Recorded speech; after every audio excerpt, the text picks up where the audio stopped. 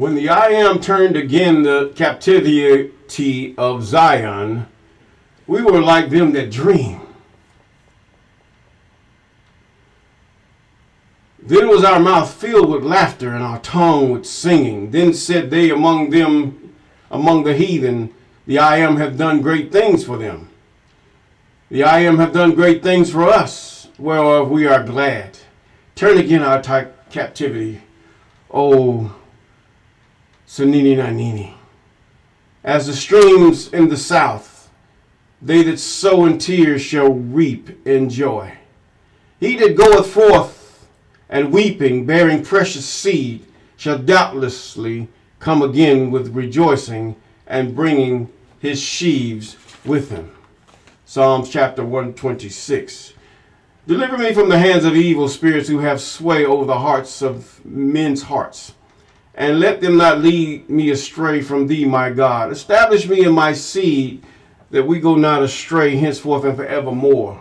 Jubilees chapter 12 and verse 20. Yes, good morning, good afternoon, good evening, those of you on this platform and those shared platforms. We thank God for you. Yes, and with a hand clap of praise, we thank God for those of you who've been with us from the beginning, and those of you that have been with us here and thereafter and there's about. And we thank God for those of you who have just subscribed or followed.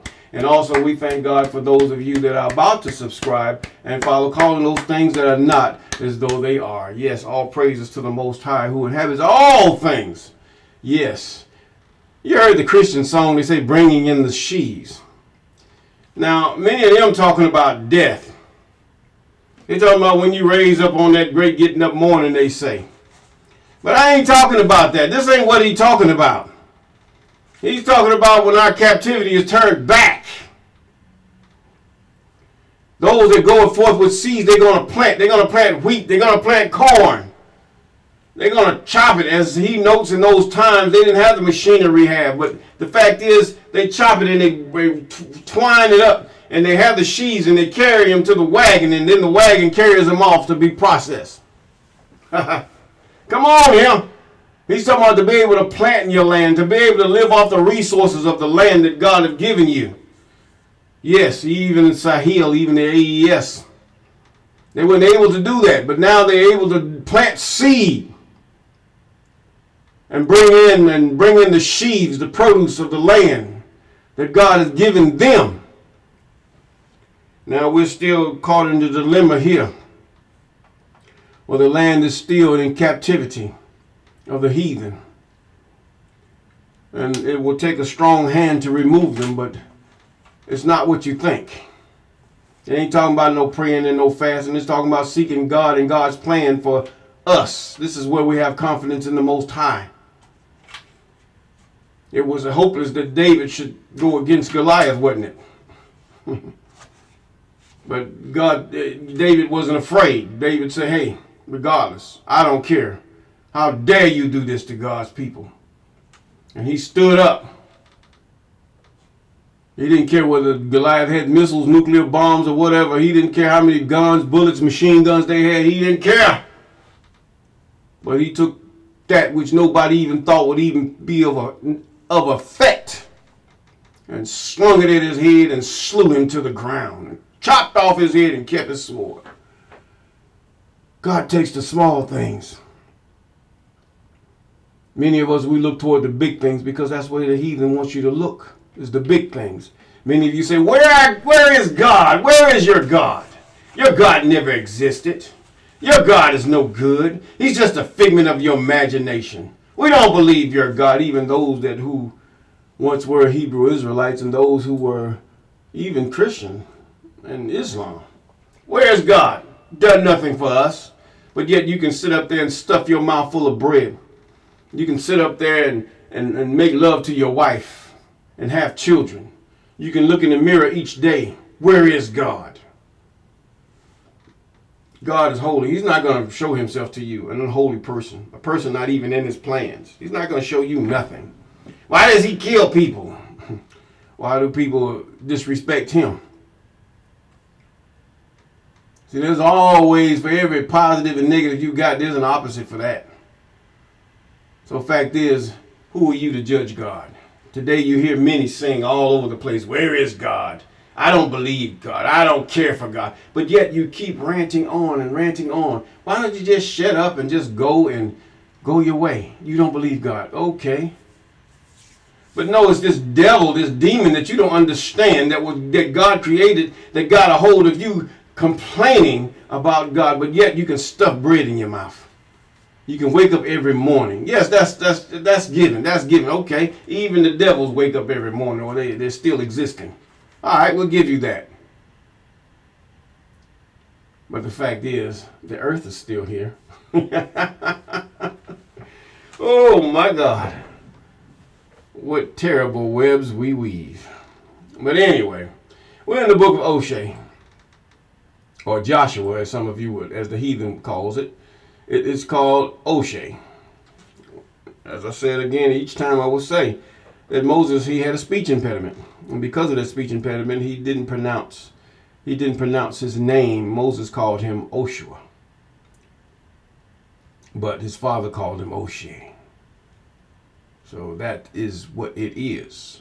Now, we're in chapter 21. 21. This is going to be a two-part deal on here because it's kind of lengthy, but I mean, if you want to scroll on, go ahead. It's up to you. We're getting into now we're talking about the Levitical priesthood.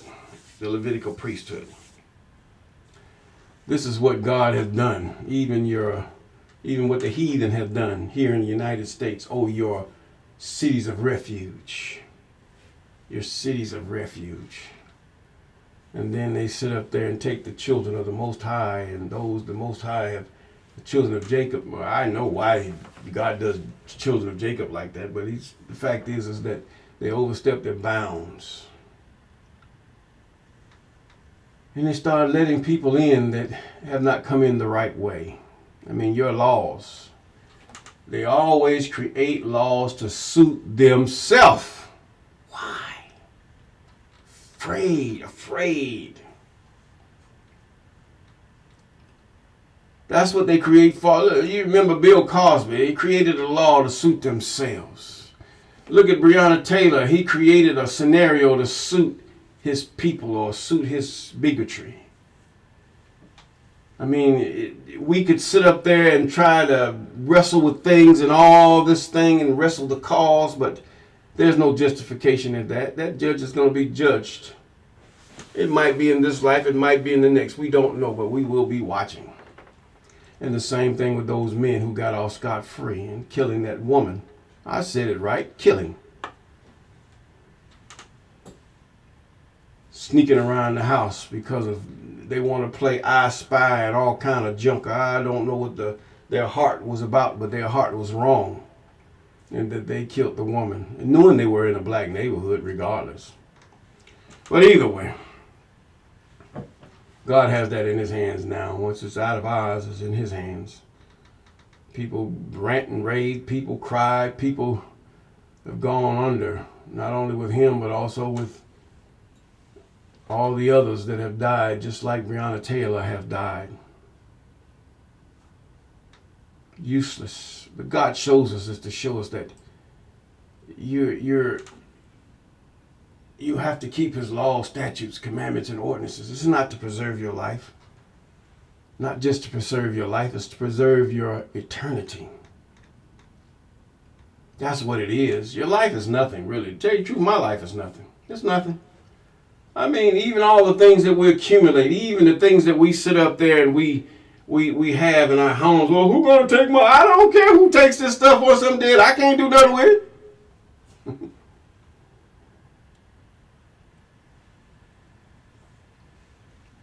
I'm out of the body. You're going to be out of your body. Why do you worry about your children? You pray God has a plan for them.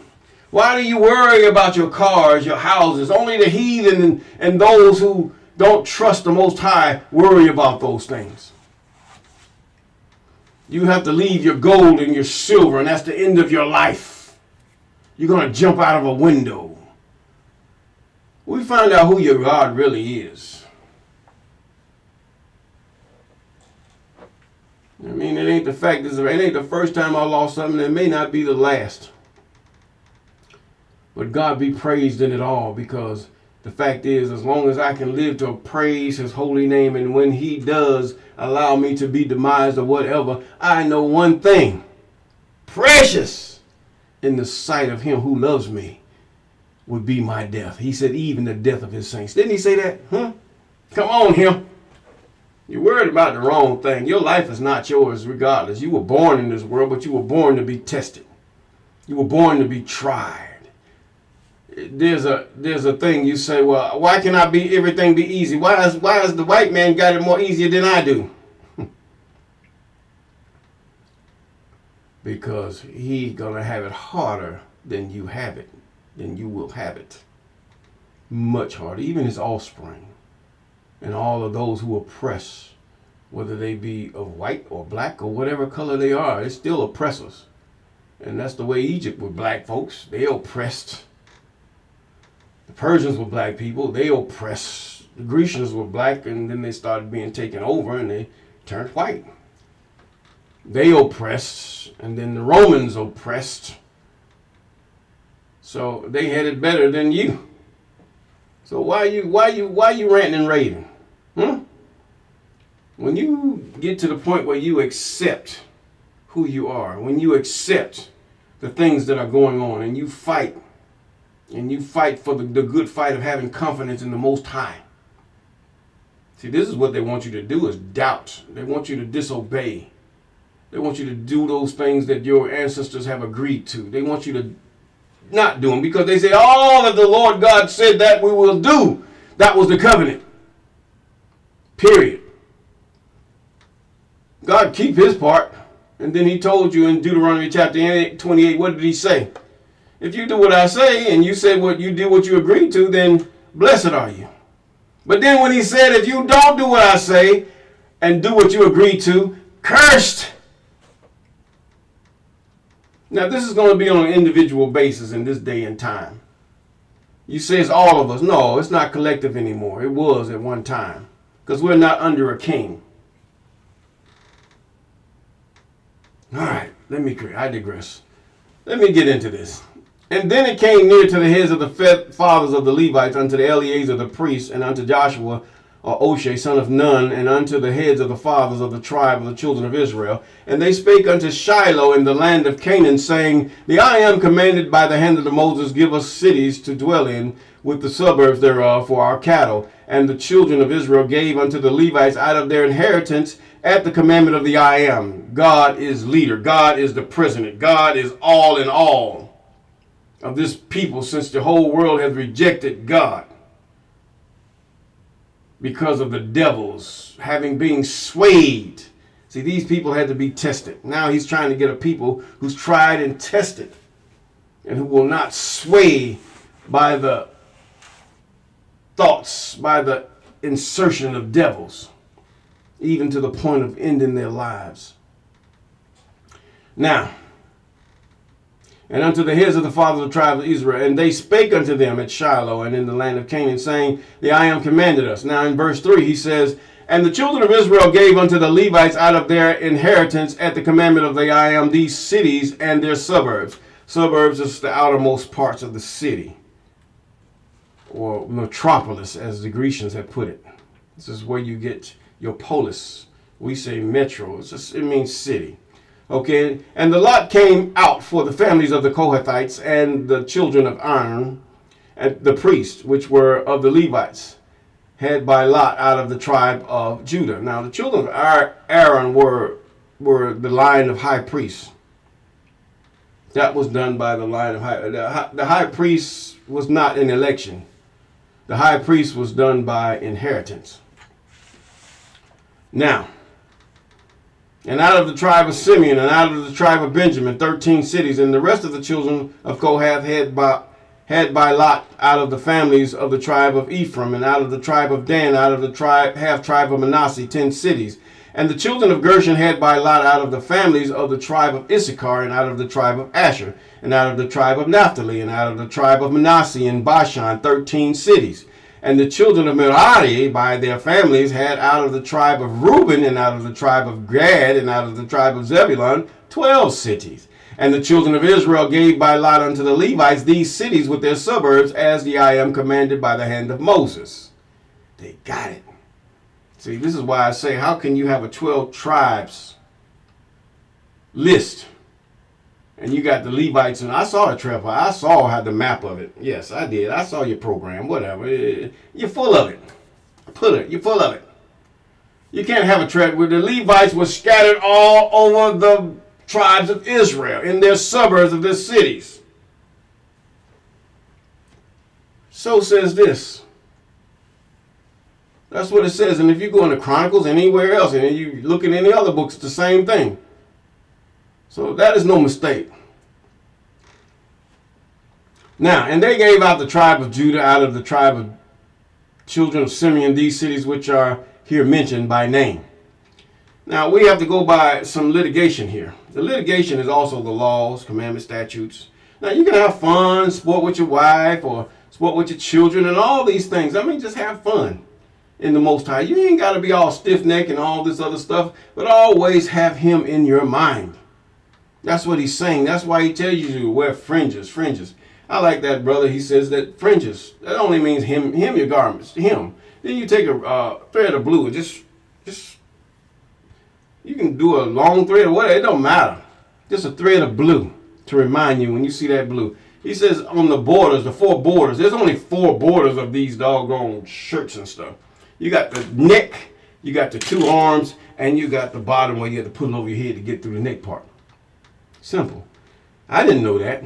I had to, that was something new to me, and I said, you know what, this guy's right. Okay, now, let's see this again. He says now in verse 10, which the children of Anak, being the families of the Kohathites, who were of the children of Levi, had for theirs was the first lot. And they gave them the city of Arba, the father of Anak, which cities is Hebron, in the hill country of Judah. Now these people are going to bring in their seeds. They're going to bring these seeds in, and then the seeds going to grow. They're going to have the wheat, the corn, the barley, and they're going to bring in the sheaves. That's what he's talking about now. He's not talking about no here and by. You're supposed to have 40 acres and a mule where you can grow and bring in the sheaves that you might eat through the winter, that you might sell at the markets, that others that don't have the land could go and buy, not at inflammatory prices. And then trying to use GMOs to sit up there and give you all these things. When I speak Bible, I'm talking now. I'm talking about in this day and time. I'm using them to talk in this day and time. I ain't talking about no preacher so-and-so or this man or that. I'm using this historical thing to show you things that can happen now. Start planning. If you can't sell it, give it to the horses, give it to the cows. Hey, it's not going to sour in their stomach. They just get fatter. If you're in Africa, give it to the monkeys, the gorillas. They'll eat it if you got too much. But yet lay it up. But then you have to let the lands rest after 7 years, God said. Let it rest. This is part of the other curse that we had. We didn't let the land rest. And look what they're doing now. They have to use GMOs. They have to enrich all this stuff so it might give you the strength of the vitamins and all this other stuff because they have depleted the soil. Yes, it's going to grow, but it's growing by what? You have to use fertilizers. They didn't need no fertilizers back then. They let the land after 7 years. They let the 6th year and the 7th year, they let the land rest 100 years. They just 1 year. And they laid it up. And it yielded its strength as they obeyed the Most High. In vitamins and enrichments. Minerals. In Africa, you have so many minerals. But it's about to be ate up. You don't give the land rest. You ain't giving the land. The land has to rest. Don't you know the earth works too? Do you know that? It works. Let's begin. Let's keep going. And thus they gave the children of Anak, in verse 13, the priest of Hebron, her suburbs. Her means nurturing. The suburbs is a nurturing place. Why? Because it's going to nurture plants, to nurture you, to help you live out your days. That's what it is. That's when they say her, nurture. It ain't got nothing to do with no woman being no God, no man being no God. It ain't got nothing to do with that. Nurture. This is the right of every female, animal, and human. They nurture. Other than that, it's blasphemy. Her suburbs to be a city of refuge for the slayer, and Libnah with her suburbs, and Jatir with her suburbs, and Estimor with her suburbs, and Holon with her suburbs, and Deborah with their suburbs, and Anan with her suburbs, and Jutah with her suburbs. Yes, with her suburbs. And Beth-Shemesh with her suburbs. 9 cities out of those 2 tribes. These were the lands up in the outermost parts of these cities that they have. These were where the Levites would have their crops, their cattle, and all these things. Why was it not only to feed them, but to sacrifice them to the Most High? This is where the churches took over and the heathen destroyed. You can take a cow or lamb or whatever to the Levites, and they will sacrifice it to the Most High. And sometimes the Most High will just, in some parts of the law, he tells them, you keep it for yourself to eat. God is not unjust. Not unjust at all. We are unjust. We are a people of unclean lips. I'm talking about the whole earth. Degradation, nasty, greedy. Now, and the family of Kohath, the Levites, which remain of the children of Kohath, even had their cities, their lot of the tribe of Ephraim, out of the tribe of Ephraim. For they gave them Shechem. Now see, Shechem was, God got rid of them. If you've been with me, you see Shechem was some evil folks. They tried to take the wife of Jacob. They wanted to take the wife of Isaac, should I say. Shechem, some evil folks. Now, with their suburbs in the Mount Ephraim to be a city of refuge for the slayer, and Gezer with her suburbs, and Kebazium and with her suburbs, and Beth Horon, that means house of Horon, with her suburbs, 4 cities, and out of the tribe of Dan, El-Tikeh and their suburbs, Gibbethon with her suburbs, Ajalon with her suburbs, Gath-Rimmon with her suburbs, 4 cities, and out of the half tribe of Manasseh, Tanakh with her suburbs, and Gath-Rimmon with her suburbs, 2 cities. And all the cities were 10 with their suburbs for families of the children of Kohath that remained. And unto the children of Gershon of the families of the Levites out of their half, the other half tribe of Manasseh, they gave Golan in Bashan with her suburbs to be cities of refuge for the slayer, and Bishtera with her suburbs, 2 cities. And out of the tribe of Issachar, Kishon with her suburbs, and Dabarith with her suburbs, Jarmuth with her suburbs, Enganim with her suburbs, 4 cities. And out of the tribe of Asher, Mishal with her suburbs, Abdon with her suburbs, Hilkiah with her suburbs, and Rehob with her suburbs, 4 cities. And out of the tribe of Naphtali, Kedesh in Galilee with her suburbs to be a city of refuge for the slayer, and Hamoth Dor with her suburbs, and Kartan with her suburbs, 3 cities. And all the cities of the Gershonites, according to their families, were 13 cities with their suburbs. Yes, we have to pray, number 1. Pray and seek opportunity from the Most High. Now we are looking actively these days. You can have lands. I mean, you got camps. You got people of the same mind to camp together. It don't mean that you're against this camp or the other camp. It means you're camping to the point where you have the same mind, that you have the same agenda, that you want the safety, and then you want to do those things which are right before the Most High. You want to do those things. You want to sacrifice. You just want to have a time of praise. You want to be able to just bring in food and create your own industries and all this other stuff, circling around the Sabbath days and the feast days of the Most High, where everything is closed down, but nobody lacks and nobody's wanting. And we thank God for that. See, these are the things that the heathen have torn away from you. You cannot keep the Sabbath by the new moon because you have to work. You cannot keep the feast days and all these things because you have to take vacation from your job to work. None of the business will close down because you live in a land that is not of the most, you live in a land that is captive, and you cannot even do the things that the Most High commands you to do and that your ancestors have agreed. This is what happened. And with that, we're going to say, when we can get to that point, we will have peace. Yeah.